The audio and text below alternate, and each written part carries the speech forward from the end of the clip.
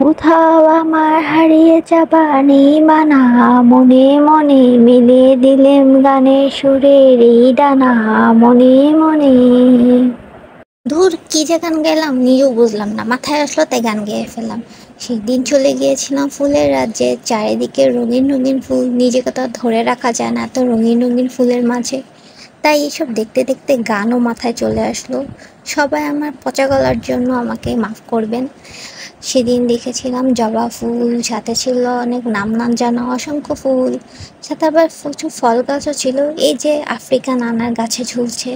সাদা ছিল বেগুনি কালারের ফুল, সাদা কালারের ফুল, আবার লাল ফুলও দেখা যাচ্ছিল।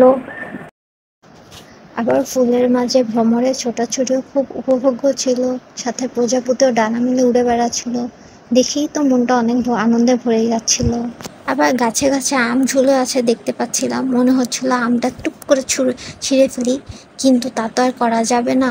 যদি ছিটে যায় তাহলে তো সেখানে আমাকে সবাই বকাবকি করবে, তাই না ছিঁড়ে দেখতে লাগলাম।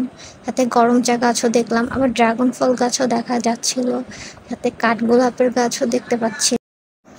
চারিপাশে এত এত গাছ ছিল, মানে মাথা নষ্ট হয়ে যাওয়ার মতো অবস্থা। চারপাশে খুব সবুজের সমারোহ, মনে হচ্ছিল যেন ছুটে বেড়ায় সারাক্ষণ।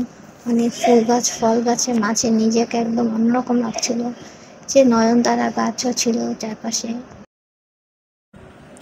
বিভিন্ন কালারের জবা ফুল গাছও ছিল, সাথে আতা গাছও ছিল, তারপরে ছিল হচ্ছে অনেক রকমের রঙিন রঙিন ফুল গাছ, যেগুলোর নাম এখন আমার একটুও মনে নেই, কিন্তু দেখতে আমার অনেক ভালো লাগছিল।